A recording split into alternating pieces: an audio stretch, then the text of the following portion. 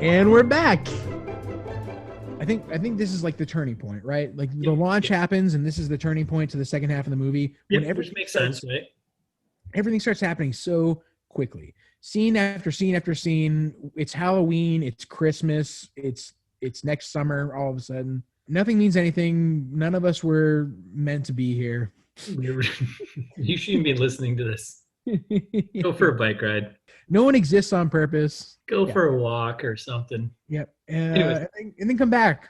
Then come back and then listen to this. Yeah. So the ladies start to use this app somehow, for some reason. Unclear to me why they would adopt this, other than the principle holds true that they explained earlier of like, well, if all the guys are on it, then the girls have nowhere to go.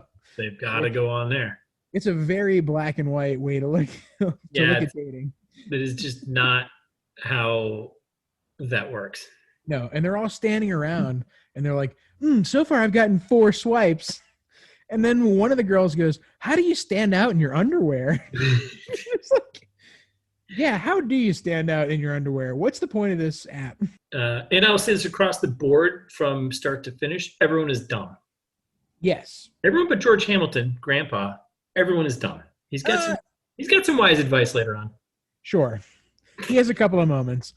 I wouldn't call him smart either. And so they're like, they're all talking about using the app together. They're all complaining at Hannah, like, why isn't Hannah using the app?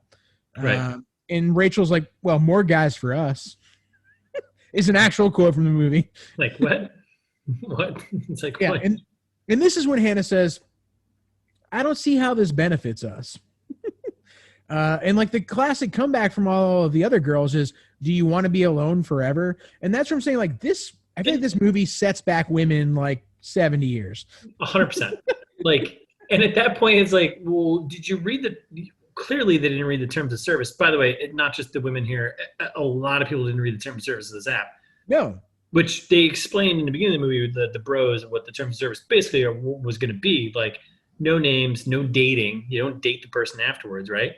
Yeah. So do you want to be alone forever? Well, if you're on this app, that's not going to solve that problem. No, you're still going to be alone forever. You're going to be very alone, and you're not going to know the name of the person that you were with for one night.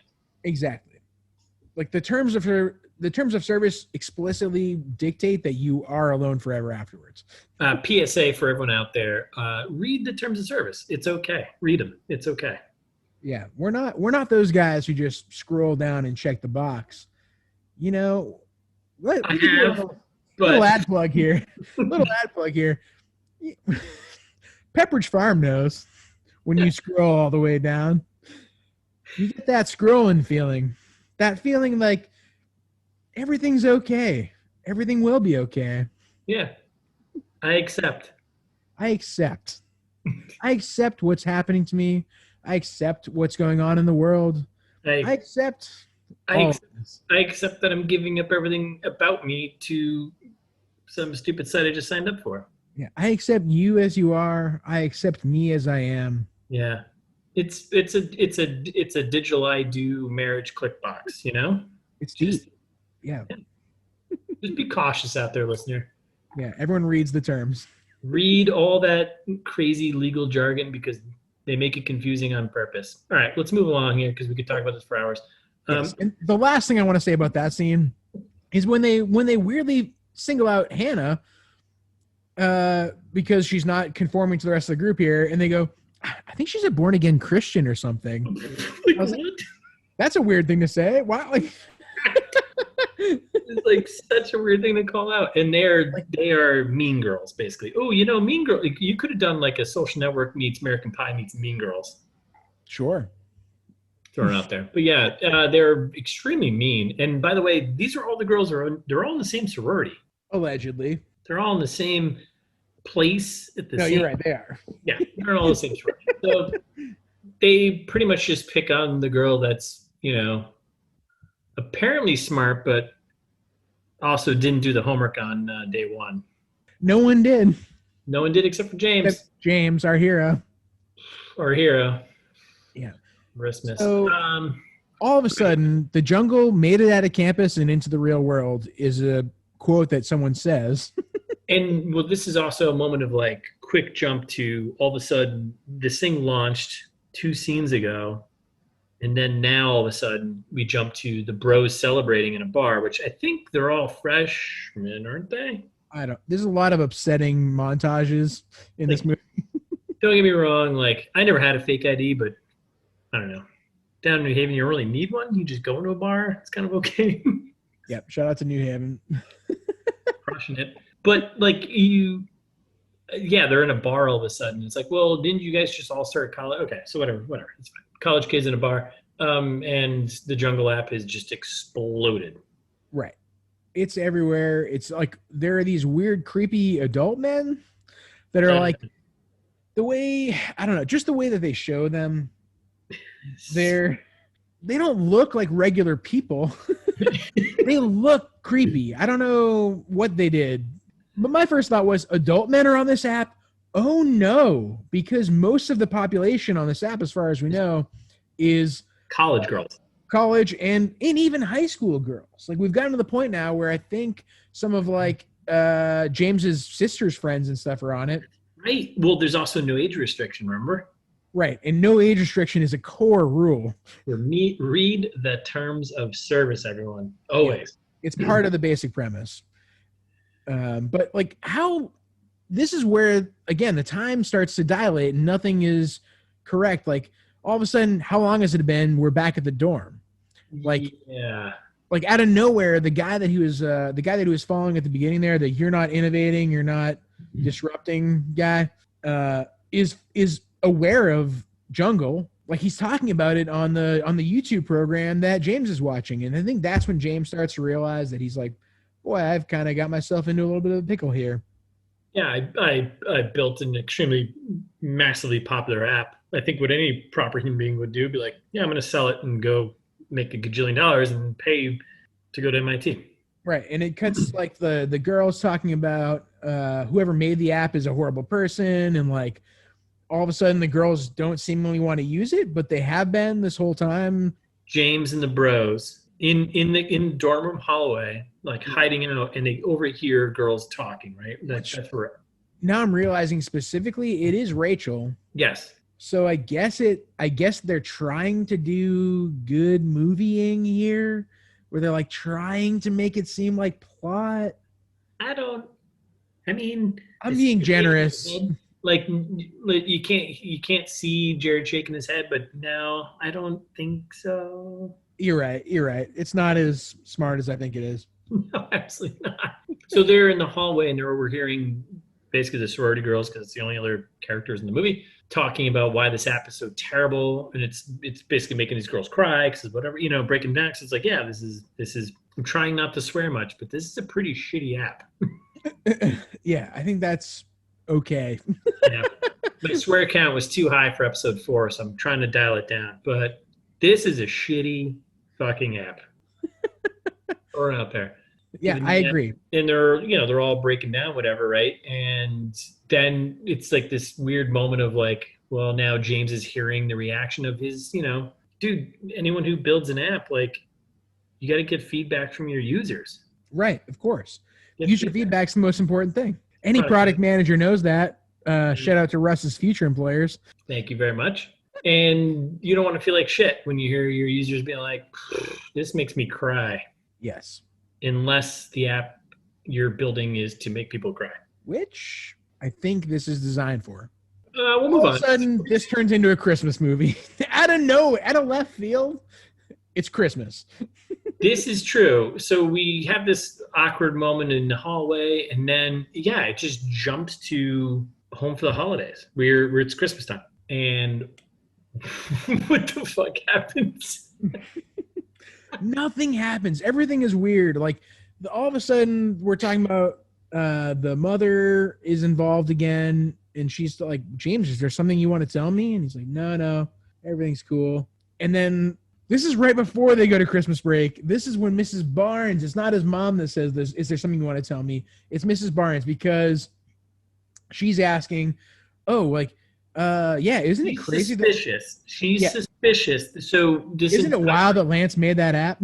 She's clearly picked up the fact that clearly he's the one who's made this app, and she knows that Lance is lying because she's got a NASA connection, which we didn't mention that earlier. Yeah, because it's irrelevant. Nothing matters in this movie. It doesn't matter. Like, yeah, somehow she knows someone in NASA. How dots are connected in this, it really actually does not matter. Like, there aren't any dots. I feel like we put more thought into this movie than they did. Yes, we did. 1,000% yes. We're in Christmas. Yeah, and so we go home for the holidays. So we pan in on James's holiday house here, which we come to find out is his grandparents' house, but we don't know that yet. Well, we roll in on this like super fancy. It's his dad's parents' mansion, and you're like, wait a second, they have this crazy fancy house, and he can't afford to go to Stanford, MIT, right? Like, you get accepted to all these schools. Why would they not be like, yeah, we're going to pay for our kid to go to our grandson? Like, we've never learned anything about what the parents' business is. We've never learned anything about the grandparents' business is. Yeah. Somehow they have a fuck ton of money. And also trying not to swear, but hey, it's okay. We've only dropped 2 so far. We're doing good. But yeah, I agree. Like, wouldn't the grandparents be like, hey, grandson? Sure. You would think, yes. You would think that George Hamilton would say something about this. Yeah. Like, you want to go to MIT? Sure, kid. We clearly have tons of money. Yeah. And then we get a bunch of exposition from James's dad talking about how he loves James and like how he's happy that his mom's dating, and it's like a whole thing. James doesn't say he loves him back, which is kind of weird to me. Kind of weird, totally unnecessary. Yeah. It means nothing to the rest of the movie. No, it means nothing. No, nothing means anything in this movie. Like, there's zero drama to be built there. It's just like, yeah, and that's where like I feel like the two of us started kind of just writing down anything that seemed significant because nothing matters. Like then we cut away from the dad talking about how he loves him and James not responding to all of a sudden we're in James's childhood room where his sister has taken over, and he says, well, what are you doing in my room? And his sister goes, well, it's my home office now. And I was like, wait a second. How old is your sister, first of all? And by the way, this is also his grandparents' house still. Right, exactly. Yeah. Apparently after the divorce, James moved in with his grandparents, and he has this bedroom that he moved away from college and his sister took to make her home office. Does that make sense? Does any of this make sense, actually? All right, well, hold on. So the parents are together, right? And they split. And then, so now it's weird, though, because it's James and the sister, right? Fine. Yeah. They're living in, is it just for the time being? But they're living in the grandparents' home, but so is the mom. No, I think they're all full-time committed to the grandparents' home. Yes, but the dad. Right, except because they're divorced.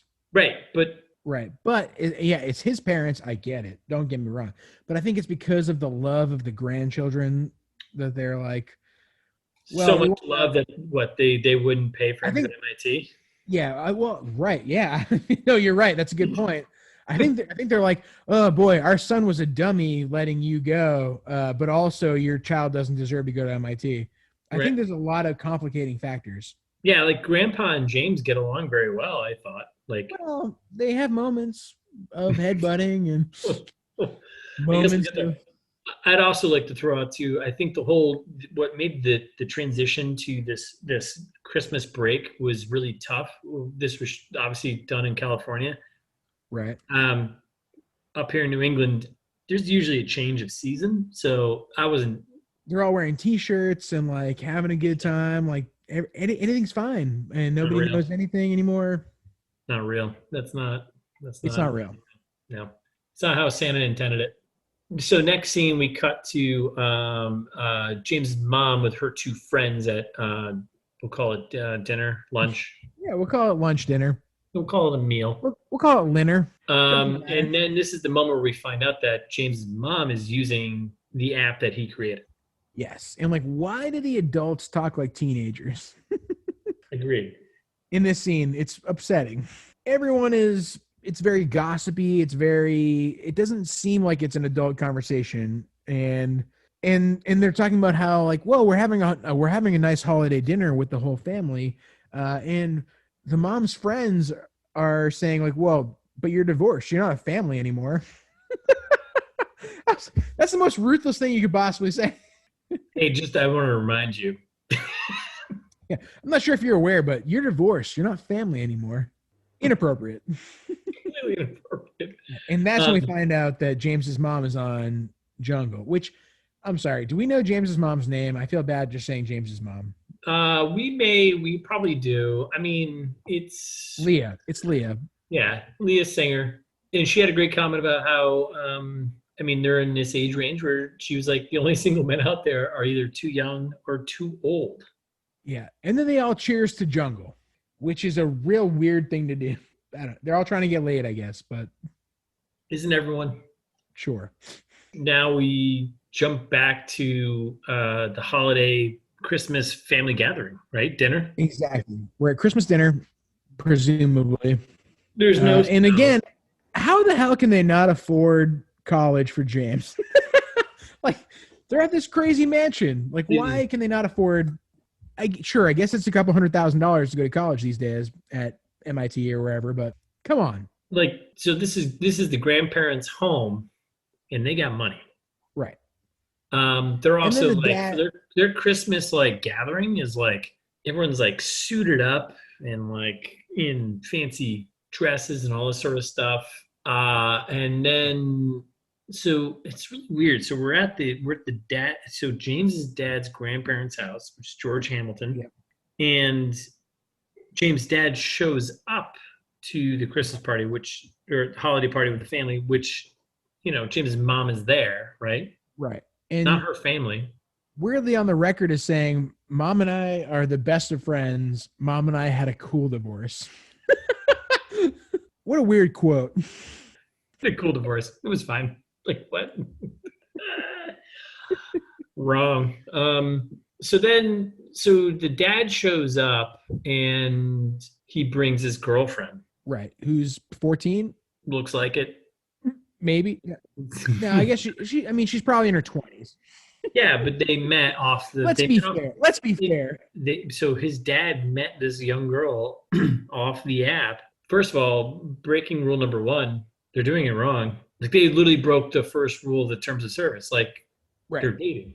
Right. And that's where I was like, oh, maybe the app's not so bad if it's like introducing people who then turn into relationships or blah, blah, blah. Like, this is the first glimpse that I got into like, oh, well, maybe the app's not doing what it was intended to do, but it's working for someone. Hey, apps, they change once you get them out in the wild. But then there was a super awkward moment where like the daughter comes up to the dad, says hi. The girlfriend's there, and she's like, oh, whatever, I'm going to use the bathroom. And the dad's like, oh, it's around the corner or whatever. And the dad like checks out the girlfriend as she's walking away with it. Well, his daughter is standing right next to him, and daughter's just kind of like, are you fucking serious? She's like, oh, everything's cool and good. This is all cool and good now. We're talking about him blowing through his inheritance a bunch, which I was like, wait a second, how does he get inheritance before his parents died? That's a good point. I didn't even think about that. So all right. So girlfriend, dad's girlfriend, new girlfriend, whatever, goes to the bathroom. Dad and mom meet. Right. And then they have like, there's this weird conversation about now the finances of the family, which, originally on James brought up, right, to why he couldn't go to MIT because the dad blew through his inheritance. And then what was the other thing? But he screwed something else up, right? I don't remember what. Yeah. And then the mom was just kind of like, whatever, it's from the past. I don't know. Yeah, everything about everything for the movie here on out doesn't make any sense. It explodes into nonsensory. Like, I don't know who I'm rooting for. I don't know who the main characters are anymore. I don't know who's accomplishing anything, if anyone's accomplishing anything really. Yep. Like, what do I really care about now? And like somehow like the mom still really cares about the wedding china that she got from her grandmother. Like, remember, that's a factor when she's talking to the new girlfriend about how wedding china like inspired her decorations for the whole apartment. Yeah, I think it was supposed to be. I think it was supposed to be a joke, and it just didn't work. Yeah, it's not Because like a joke. because the new girl was like, "Oh, we threw it all out, whatever. We broke it," and the mom was like, "Oh yeah, that was my family's china, whatever." And it's like she's like, "Well, whatever." And it's like, "Oh, this is like a really just bad joke." Yeah, it just doesn't land. Because making fun of breaking china is like, dishes is a very old joke that just is no longer relevant. Right. No one cares. No, nothing matters here. Nope. And this is the first time I think we get a good look at George Hamilton, by the way. Yes. And this is where I was like, am I supposed to be rooting for the grandpa? Like he seems nice sometimes and like skeevy at other times. And like, yeah, I wasn't sure, but generally speaking, George Hamilton not looking good. He looks awful. Yeah. He looks like he looks like knocking on heaven's door. He looks like a character from Star Trek that has makeup and is from another planet. Yeah, like a Romulan. Yeah, Romulan. That's what I'm looking for. Looks a lot like a Romulan. Knocking on heaven's door, George Hamilton. I don't know. I don't know what's going on. I have no idea if I'm supposed to be rooting for him or not. He's like talking about how he gives really bad advice, and then out of nowhere, he's like, well, also, I don't think appsters are the solution to all your problems, James. Like, you should be meeting people in real life. Which, that's the advice. But that's great advice, though, because that's right, it. And that's what I mean. Like, that's good advice. Like, the grandfather character is all over the place. Well, but that's the advice, though. But the advice that George Hamilton, the grandfather, gives to James is the end of the movie. Is the solution, right? Right. Stupid, but whatever. It doesn't make any sense. But then he makes me hate him again when he's like, I need you to help me face the family. You got to tell Aunt Gilda she doesn't look like she's had plastic surgery. Rumor is a deer shot her. And I was like, wait a second. I had a lot of questions about that sentence. I think it was supposed to land as like an offhanded, like kind of joke. It didn't work. Yeah, like there were so many times in this movie where like the joke just didn't work.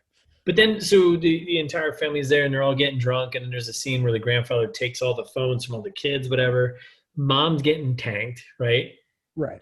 We go through this moment of James and grandfather, and then we cut to the mom who is shithoused, and she's in her bedroom and she's trying to take a photo of herself, and the daughter walks in, right? And she's like, "What are you doing in there?" It's like possibly one of the saddest scenes I've ever seen in a movie. I think it's pretty sad, but she's got a couple good lines here. The mom, yeah, I guess. I mean, the daughter catches her and she's like, "What are you doing?" And she's like, "Oh, I was trying to take a picture, but my arms aren't long enough." She's trying to take a selfie. That's kind of terrible. It's so sad. And then like making your mom take her weird dating profile pictures, like. But at one point, the daughter, who again I don't remember her name, the sister / daughter, she's all of a sudden like kind of becomes a reasonable character, and she's like, "I'm scared." Yeah. Oh, I'm so sorry. I don't think I like the mother anymore. The mother is kind of a terrible character now. Like everyone in this movie ends up being unlikable. Yeah, and then that's the big thing, right? Now we know the mom is hopping on jungle. Yep. So then she passes out. It turns into the next morning, and the brother and sister, James and his sister, are sitting there, and she's like, "Whoa, what are you working on?" And he's like, "Oh, just like starting to do work for next semester while it's like Christmas break." And she goes, "Only a psycho does his work a semester ahead of time." It's true. Couldn't agree more. Yep. Couldn't agree more. Yep, totally agree. She's spot on. I think the daughter, and this is why I said, like, I think this is the daughter becomes the hero now. Yeah. And this is when we start setting up the mother for her first jungle date. And I can't believe she's going on this date. No. Like, nothing here makes sense. We said it earlier, this is when the movie starts to turn for rapidly changing the scene without any kind of warning. This happens constantly starting right now. right So now. like, immediately goes like cuts to the van. There's some kind of van with James and his sister and his dad and his girlfriend. Like I don't, like everyone's like in this car and they're all talking about his mother. Oh, all right, hold on. But you're talking, yeah, you're talking about when the mom actually goes on a date. So yeah, then we jump to the date, mom on a date, right? Yeah, which the whole time this scene is playing, Oh, I had to look it up. How familiar are you with the Nutcracker? I Because mean, I know of it. this is this is when we go full Christmas movie. Yeah, this is exactly when we get to the candy cane Mm-hmm. song from Act 2 of Nutcracker.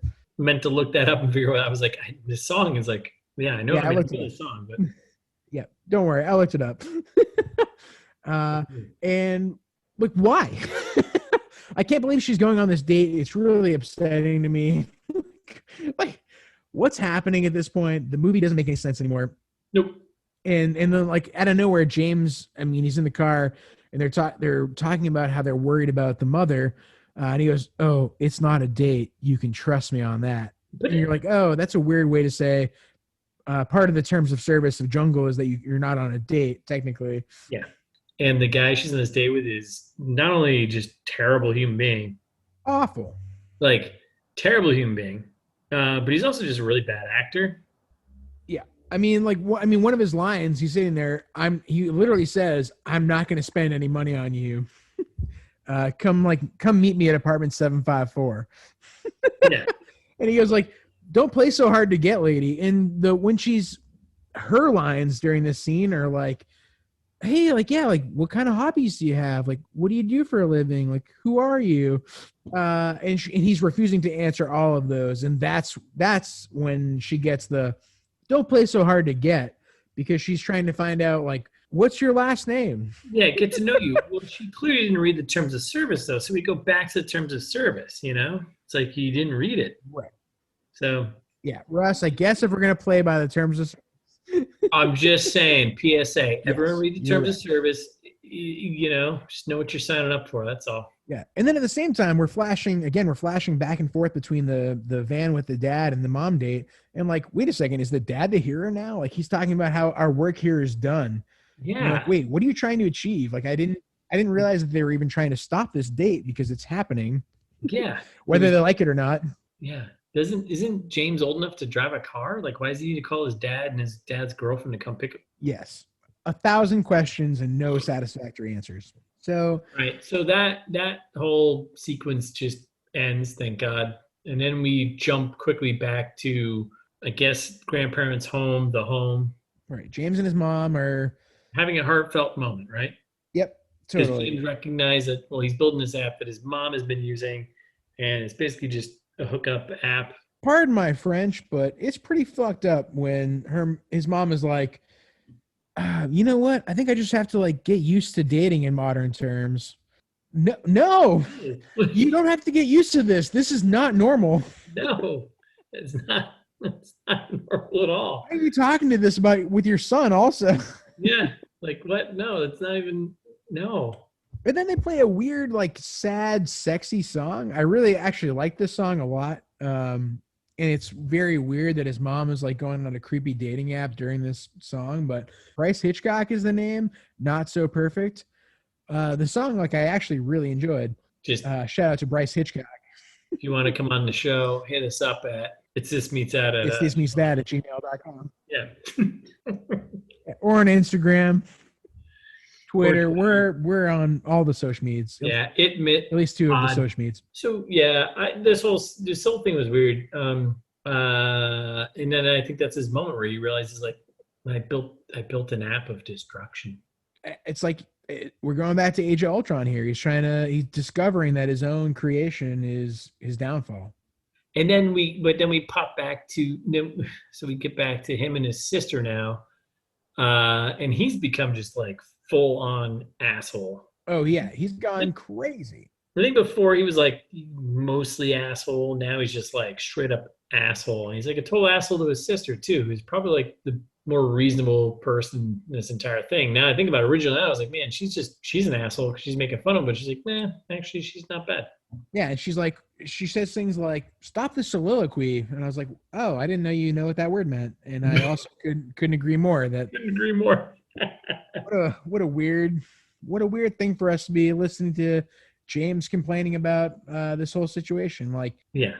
I don't know, that whole scene was very awkward to me. And then again, it cuts too quickly. Like we don't get any kind of resolution from this awkward James sister scene. We immediately just cut to the next awkward James scene where he's doing research with his family. With his grandparents. Yeah. And like I don't know who the whole gang is here, but they're all. I don't either. I think it was like a couple aunts or something, or family friends. It was so weird. And also, it just jumped to James being like, "I need research for an app I'm building," and I watched this. The grandfather's like, "James is doing research on relationships. Like, can you help us?"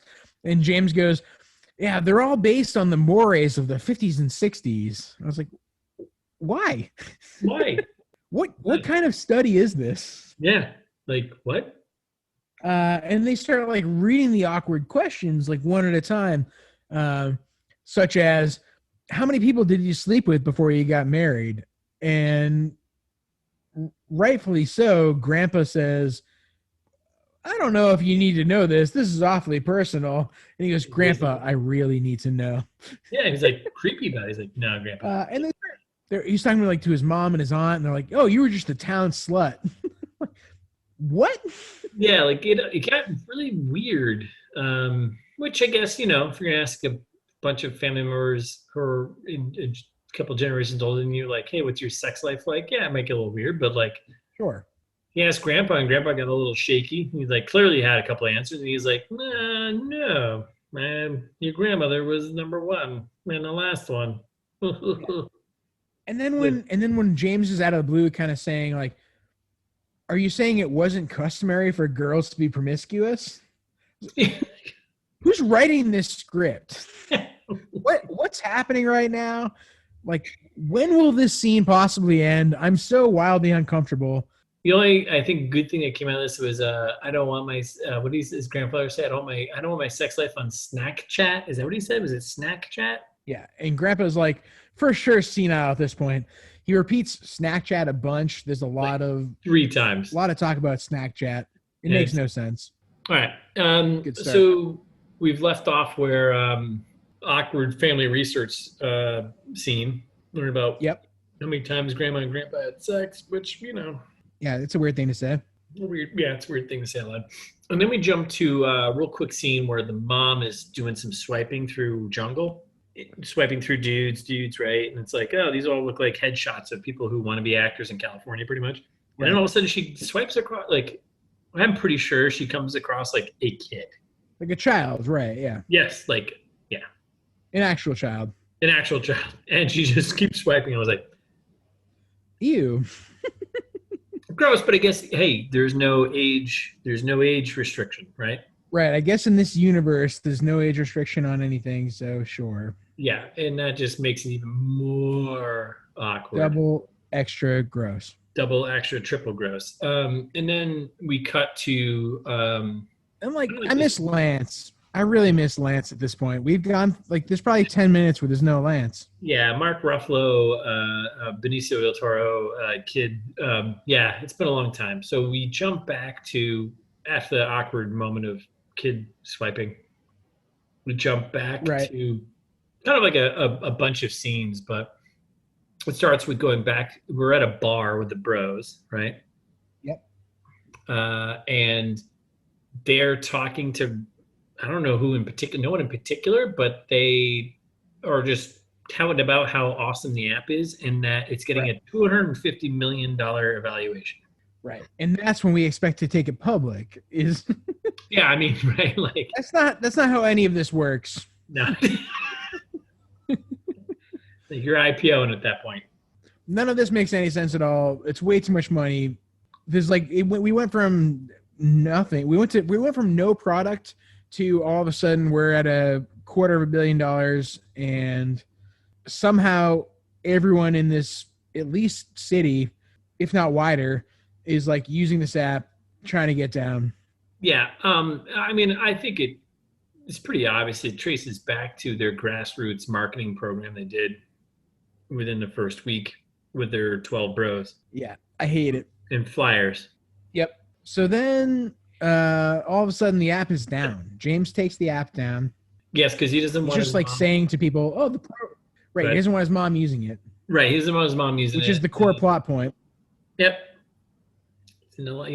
So he just takes it down, and then all of a sudden the bros in the bar are like, well, actually, all the people in the bar are like, the app is down. Like everyone in his bar is using this app, and they're all out with people. It's like, right. And then somehow he manages to take down all of the other hookup apps that are out there, which it doesn't make any sense. Yeah. Okay. Like, that's a great app. If you can do that, that's huge. Yeah. If you can that's a game changer. If you can take down all the other hookup apps while you're trying to defeat your own hookup app, Age of Ultron style, like this is huge. Yeah, and I'm imagining James is like a Thanos-like character at this point where he's like, I know what's best for society. Doesn't make any sense.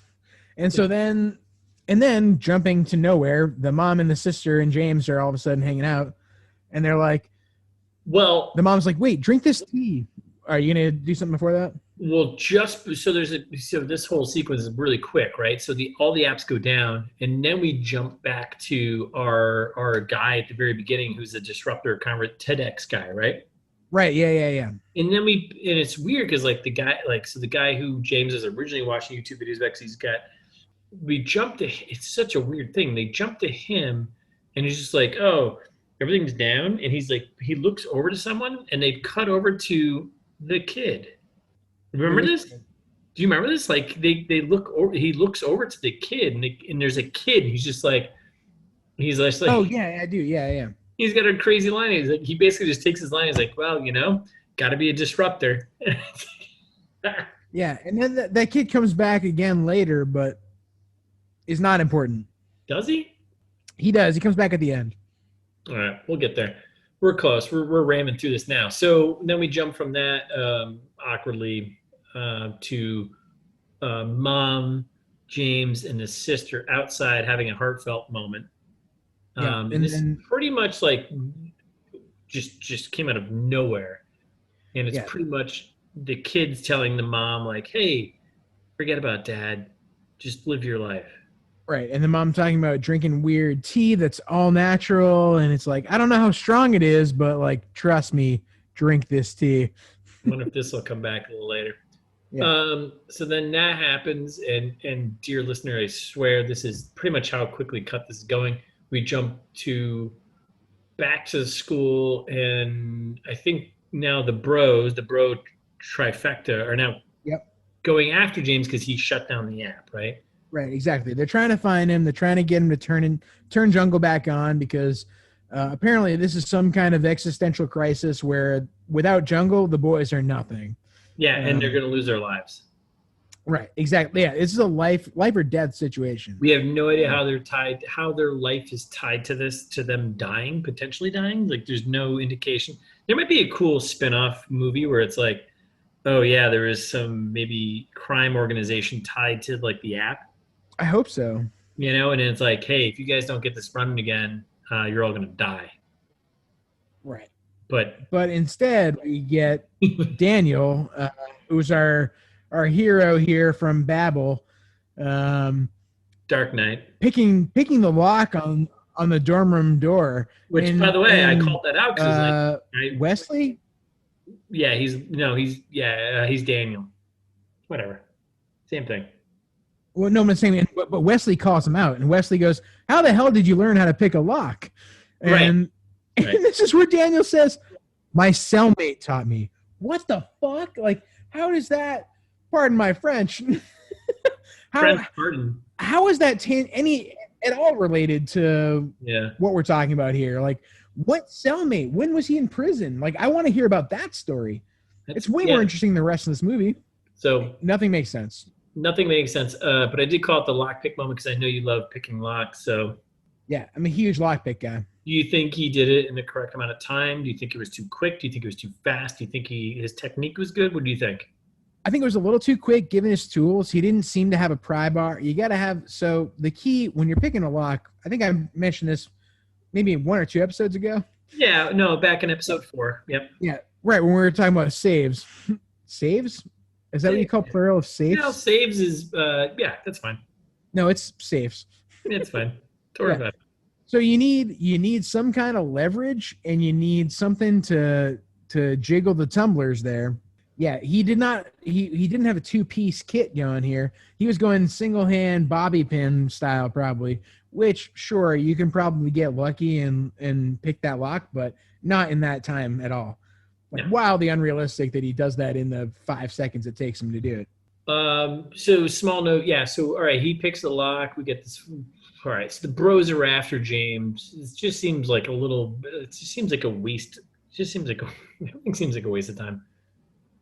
It also everything that happens now is a waste. Everything from this point on, yeah, is pretty much just it's a waste. It's like just poop in a diaper. It also took me this long to figure out that the smaller blonde-haired bro, aka Daniel, aka James Gordon Jr.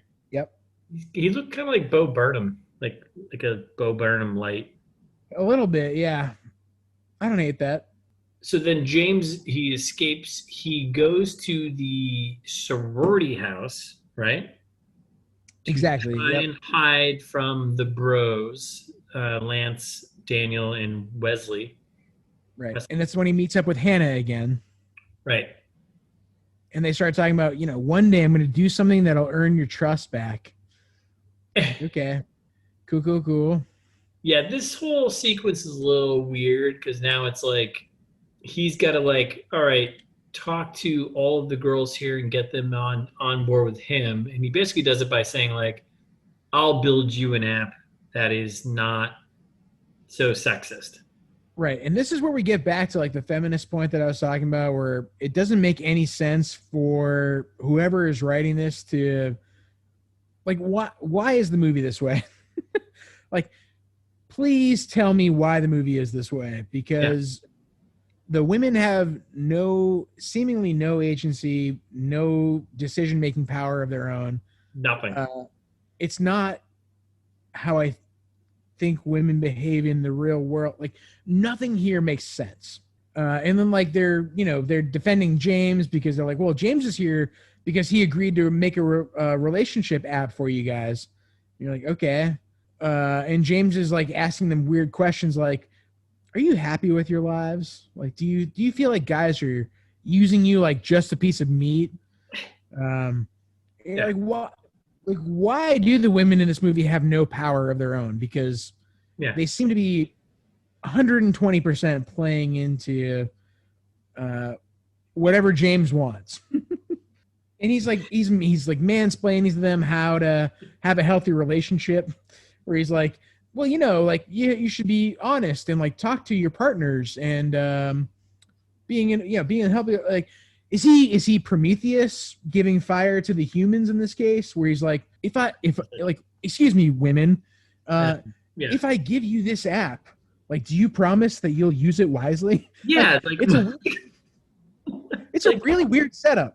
What a weird condescending, I'll throw it out there, douchebag thing to say. Yeah, it's terrible. And it's aren't they all computer science majors? So shouldn't they all be able to fucking?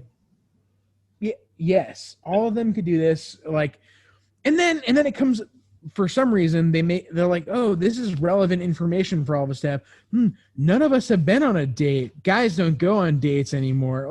What year is this? What timeline? And that's where it got me confused. And I was maybe this would be a better movie if it was set, I don't know, 50 years in the future or 50 years in the past.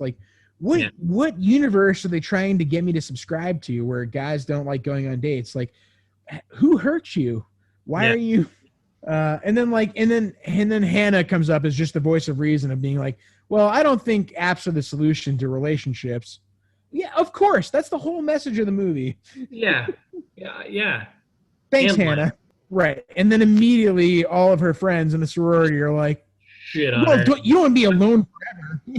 What do you know? You don't know anything. You're dumb. What do you read books? Well, Don't you need a man? Yeah, this whole moment was like super tough. It was like this is bad. Really uncomfortable. As you can tell by the way we're talking right now, it's So about that uncomfortable. So then we jump back we're to back to the boys. somehow. So James he's at the sorority house, and then we jump back to the Right. why did we get back to the dorm though? Well, so I think he's got like a hard drive or something important that's at the dorm, and so like that's why he's cutting back to the dorm. No way. Where he's like he's gonna go pick something up. You're making that up. And then we cut to. It's too smart. No, I think so. I think that's kind of what they didn't say it like that. They made it way worse than it was, but I think the movie was going towards that. And then Lance is talking about getting death threats for taking down the hookup apps. Like a lot of the consequences of everything that's happening are coming down on Lance right now. Yeah. Which good. Yeah.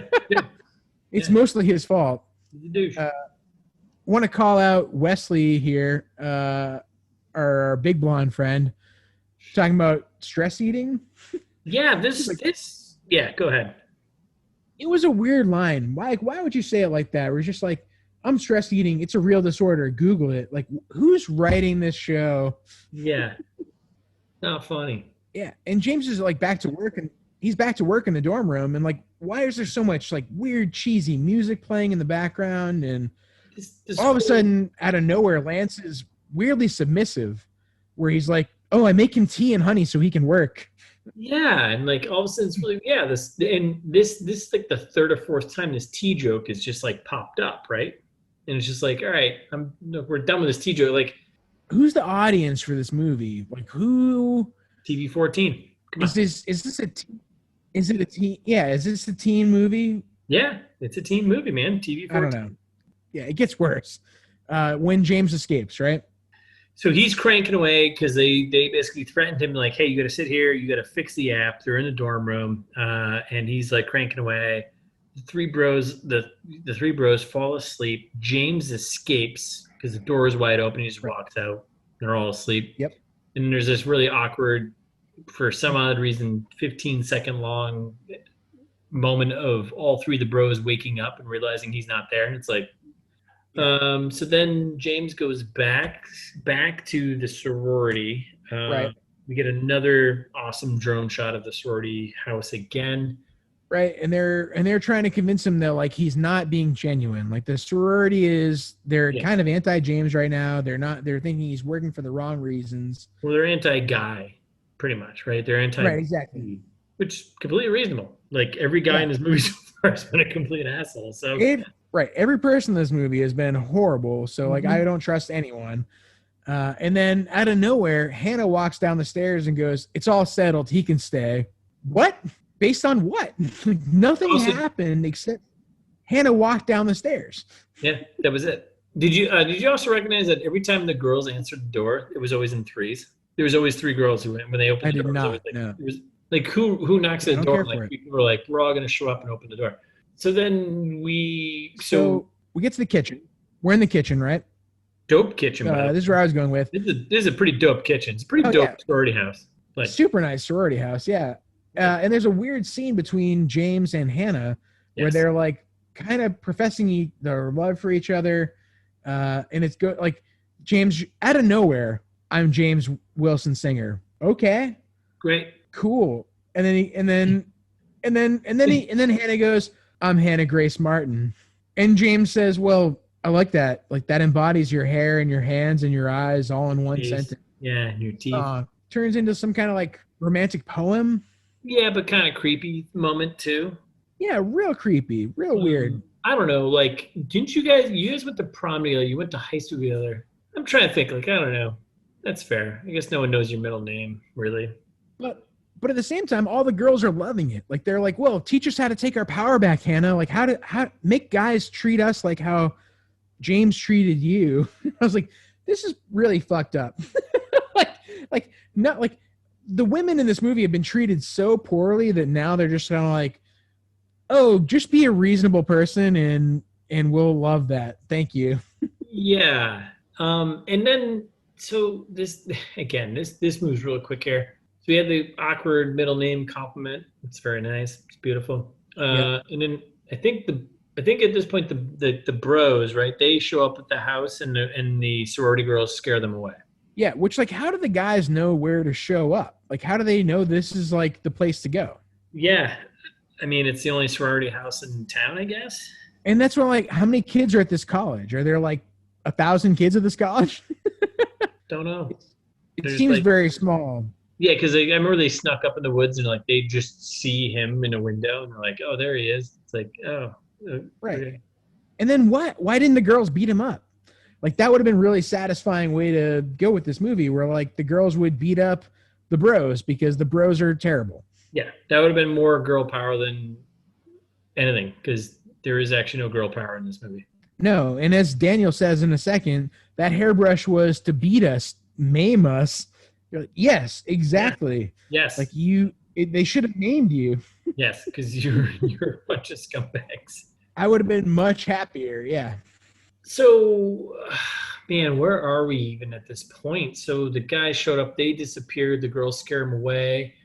And then and that's when they're talking about this crazy plan that Lance has, and Lance goes, "Well, don't worry, guys. The next plan, it's going to work out. It's got 2 cats, a parachute, and a plane." And like, first of all, that never came to fruition. Yeah, it's also what didn't make any sense at all. Like all of these lines, I threw a bunch of quotes in here because none of them make any sense at all. And like they're like talking about, well, like how do we talk to these girls who are protecting James now? Well, try flattery. That's been working on women since Eve. You know, wait, is this a biblical movie now? Well, that's a little drop to a little bit later on, right? Right, exactly. And then like out of nowhere, Lance goes, "Guys, like I really need to figure out this app situation or I'm going to fail computer science." You're like, wait, why do you care about your grades all of a sudden? Now you care about it? Like nothing matters. Yeah. Yeah, we're back in class. So now, did you notice at this point, I'm not sure if you noticed, I think at this point, James isn't wearing his glasses anymore. Yes, I did call that out because it's upsetting. So we go back in the classroom and Lance just gets called out hardcore by the teacher, right? He gets put on the spot. Yeah, this is the line you were talking about from earlier when you were saying, like, why don't you share with the class the workflow process it takes to create an update for your app? The workflow process. That's not a... You can't, Lance, because you didn't do anything. So and Lance somehow... covering... I don't think we actually ever said this the entire time, but Lance was always assuming that he had built the app when James had, because James didn't want anything to do with it, right? Right, exactly. And somehow, like, Mrs. Barnes is sticking with NASA commissioned this app, didn't it? Like, isn't NASA behind all of this? And you're like, how does she buy into this? Like, what? There's so much conflicting. I think at this point, I think at this point she's prodding him. Like she knows it's bullshit. I agree, but she knew when James left for holiday. Remember when they had the thing, before Christmas? She's like, "Oh, is there anything you want to tell me?" She knew. She knew. I hope so. She knew. I hope you're right. I don't know, but I'm hoping I'm right too. Yeah. So we come back to the sorority then. This is like the movie jumps all over the place. James is wearing glasses this time, which we just saw him not wearing glasses, but that's right, because I thought it was like, oh, the glasses off meant more confident James. I thought that was the whole point of that. Right, like a really aggressive telling you how the movie should go. Yeah, and then I think at that point I was like, oh, they just fucked up. Probably, yeah. Now we're back at the sorority house. By the way, no one knows this entire time, other than Lance and the bros, that James has built this jungle app. Right, and like you can't call the app Eve. This new app. He's like working on a new app now, right? Well, yeah. So he's in the ladies. The sorority now, and now he's like, I'm gonna build a new app for you. What app embodies you, right? Yeah, and Hannah starts like spouting off here about like how guys should be honest, which apparently is such a crazy sentiment for the other women that she's surrounded by. They're like, isn't that a little unrealistic, Hannah? Like that's an actual quote from the movie. Crazy. And then they're like, Oh yeah, and then it cuts quickly back to the boys, the bros there. Yep. And they're like talking about Hannah, and they're like, "Wait, she's off the grid." And I was like, "Wait, because she doesn't use dating apps? Like she's not off the grid. She's right. She's very much on the grid. Yeah. Just might not be interested in dating you skeevy guys." Yeah, all you scumbags. Right. That seems fair. Yeah, and then we get to the staircase, right? Well, yeah, but then this is like, well, so this is weird because it's like we're still in the sorority house, but then it's like it's apparently a next day. But he does say like, "Oh, I've been here for a couple days now." Right. But it's very rough. So they just cut immediately to like still the same scene, but now James is standing on the staircase, and all the women are sitting there looking up to him and like listening to what he has to say. Right. Again, with no glasses, which is great. No glasses. They've all changed, and they're all wearing different clothes. And then he goes, he gives. I finally discovered the ultimate dating app. And I go, you don't discover apps. That's the first upsetting part. And then all the girls are like, oh, we should. We're going to listen to James and decide which app is better. Meaning, like apparently James is creating multiple apps. I was a little unclear on that one. And that's when we get James gesturing to the crowd for the app. He does this thing where he's like literally standing above all these girls and just puts his hands out like he's, waving out, being like, and I've now blessed you with this knowledge. Yeah. You are the app. I think eye roll. There was a couple eye rolls in a couple episodes before, but that's pretty bad. Oh yeah. And this is where I started to quote basically the rest of the scene because it's just too good a writing. So as soon as James gestures, you are the app, he says, look, I know algorithms, I know biology. There's nothing I can code, invent, or create that equals what God has already created inside of you. And that line blew my mind. That blew my mind too, because I was like, oh man. I was like, oh shit, is this like this isn't a Christian movie. This isn't a Christian movie. I think it's a Christian movie. I don't know. This is a Christian movie. And then I was like, oh Jesus. Oh boy. Yep. This isn't good. And then but I was also like, wait, hold on. They're like literally a white guy standing above all these women mansplaining to them how they should live their lives. Right, exactly. And then that's when one of the women says, James, the guys decide which apps rule. I was like, what? And then James like thinks he's so smart, and he goes, if none of the girls are on the apps, where are the guys going to go? Girls, you have the power. And then some girl goes, it's like fifth wave feminism. And I was like, what? Like, this has been I think maybe the most misogynistic movie I've ever seen. And it's apparently written by Anne. And Deborah, right. I don't get it. I don't either. Nothing makes sense. And then it's like, oh, well, we'll just cut. And then it starts cutting. It starts cutting to every other scene. Yeah, and then that's it. We're jumping now. So now we go to James's dad. Yeah, so James' mom and dad, they're talking on the phone, their old cell phones. Dad's in the car, right? I'm only calling this out for one reason in particular. Well, one, because like, all right, it's a scene, we'll get through it quickly, but I'm only calling out because I also there's this spot where like the mom's in the cell phone and she turns and you can see the phone, like, you can see the screen and it just changes to like the default like apps. Classic.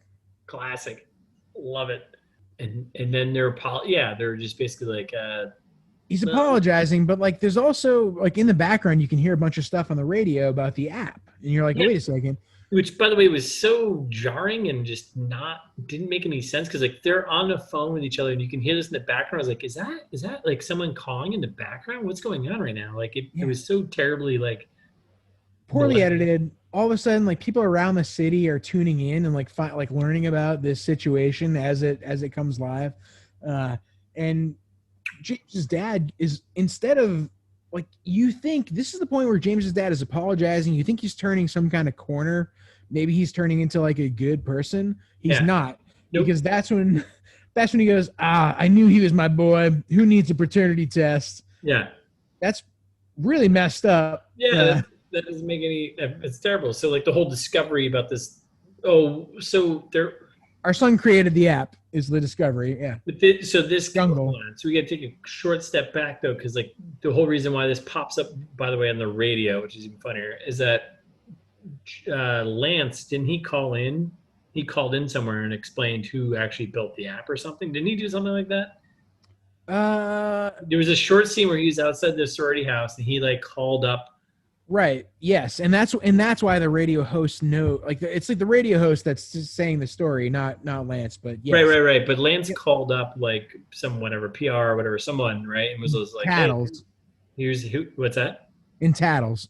Yeah, basically Tattles. Yeah, and then the whole truth comes out that James actually made the Jungle app, which makes no sense. So, but it does matter to Hannah, who still is smart as she's supposed to be the smart one. Right. Not really.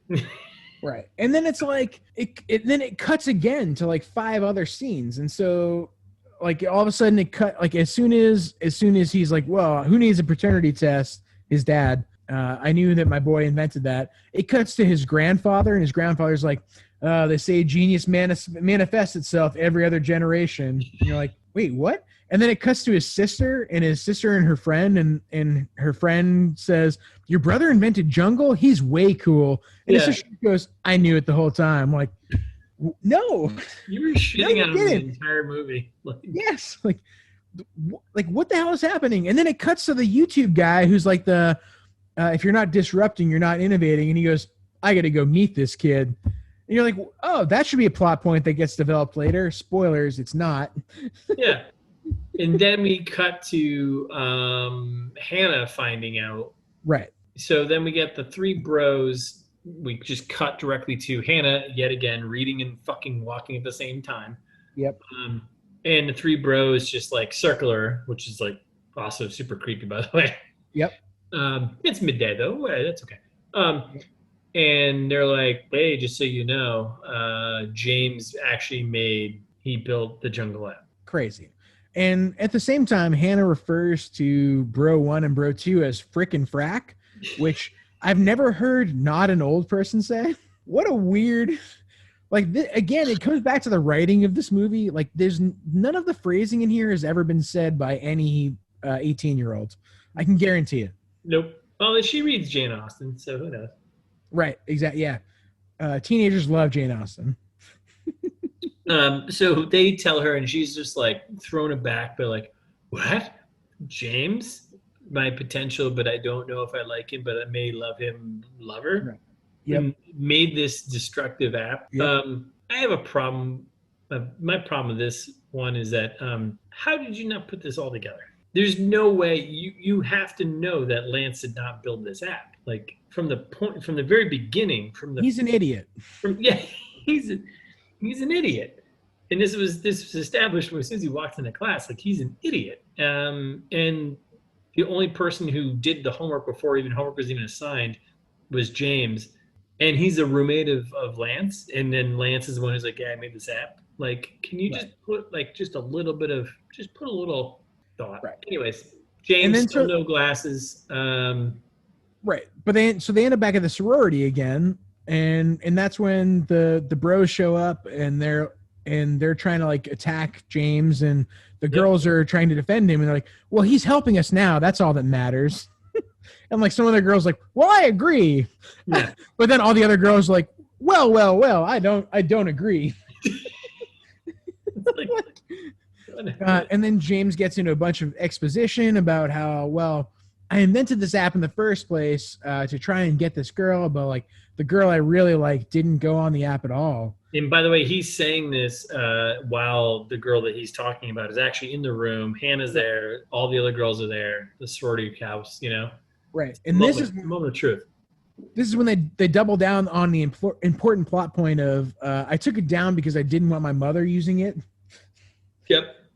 Oh, okay. Like finally in the last minutes of the movie, I forgot that was important. All right. And a good solid message, I think, for all of us. Like it turns out connecting isn't just hard for us. It's hard for everyone. That's actually, that is a good line. Right. It's true. And then, well, it's a good line, but then they immediately follow it with one of the women in the sorority saying, if you don't kiss him right now, I'm going to ask him to marry me. Yep. So that and I'm like, oh, good. We're back in 1967. Yeah. Perfect.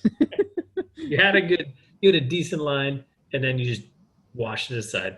Yeah, and again, like, why isn't he wearing glasses now? Like, what a weird movie trope to adopt of like halfway through when he starts getting confidence is when he stops wearing glasses.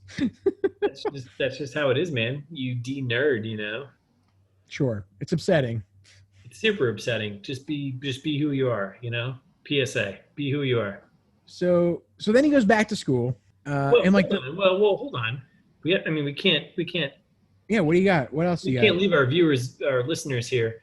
The moment ends with them hugging, him and Hannah hugging and throwing a kiss down. Sorry, you're right. They do kiss, so she didn't have to ask him to marry him. Nope. So clearly that worked out. James and Hannah are together. I know everyone was worried about it from the very beginning. So then we go back to school. But yeah, then we immediately just cut back, like after this, like, hey, we're okay, we're all happy now. We cut back to the bros. Yep, and we're in like the final throes of the movie, thankfully. Yeah. And you find out, oh, Lance has to repeat the class. You know, like, those are the consequences. That was it. What? Like, they were talking earlier about how this app was worth $250 million. It seemed like they had, you know, at the least hundreds of thousands of users probably. The consequence is he has to repeat the class. and he might change his major to business. The other consequence literally says, I might change my major to business. Might. And then like Rachel shows up and like all of a sudden, sorry. So we get the three bros. Teacher comes out, says, "Hey, you got to repeat the class." She goes away, and then the three bros are hanging out there, right? So we get Lance, Dennis, and Armstrong. Yep, Lance, Dennis, and Armstrong. Smart. It's Daniel and Wesley, for Christ's sake. Wesley, right? And they're hanging out, and then this is like the weird moment of like Lance looks at his bro Wesley, big blonde guy who's got the worst shirts of all time, right? And is like, hey, man, you caught this, right? He's like, I'm into Rachel. Do you mind stepping back? Yeah. Like, what? That wasn't a plot point. Like, what? Out of nowhere. Out of nowhere. Bro is just like, yeah, bro, let's hug it out. Yeah, I'll step back. You can go have her, basically. Yeah. I glossed over it because I was confused. It was so terrible. Like, Lance is gonna like. I was like, "Who's Rachel?" At that point, I didn't know that that blonde girl's name was Rachel. Yeah. Until just now. So, listener here. So Rachel was just one of the girls, part of the sorority, crew. There was not really a major voice. She was probably like one of three, I guess. Like, right. There was like three. I think they were like had the most. Like they spoke for the group, but she was probably number two, maybe three. At best. And she was also the one who got thrown out the window in the very beginning. Right. Exactly. And then Daniel caps it off with a plot twist. He does have a soul. Oh, thanks for summing that up for me. Yeah. Like, Lance finds love. That's the end. Yeah. And then like, that's how so then it cuts to like him meeting up with Rachel and being like, hey, what's up? Can I walk with you? Can I walk with you? Let me carry your books. I know you're not used to it. And I was like, wait, that seems insulting. Yeah. How was that like? And then he Let goes, me carry your books. I know you're not used to it. What? Did she ever carry books? Does she have someone else carry them for her? Like what? Yeah. Hey, we can get married on that roof right there. Like walking down the street and he throws out, yeah, oh, we get married on the roof over there. Unless you're afraid of heights. Where did this come from? Like, are we supposed to like him now? No, absolutely not. And then the credits start rolling. That's the end. That's the actual end of the movie. And that is it. Well, and that's when we get from the credits, for my parents. Did you catch that? No, I missed that. Like it's like a couple credits in, and it's like for my parents. Like, wait, what? Like, why would you dedicate this to your parents? Nothing makes sense. And the song at the end is terrible. I stopped at that point. So yeah, that's it. That is Swiped. Yeah, what a gem. What a gem. I feel like we say that a lot. We should probably pick a new word to say, new word to say, but nope, a real gem. A real gem. It was a gem. This might have been the best or worst gem we've dug up so far. Definitely. But yeah, that's it. That's it for this episode. Thanks for listening. We'll be back next week. And in the meantime, you can follow us on Instagram at It's This Meets That. And we're ITMTpod on Twitter. Or if you're feeling old-fashioned, send us an email at itsthismeetsthat@gmail.com. As always, you can find all our episodes at itsthismeetsthat.com.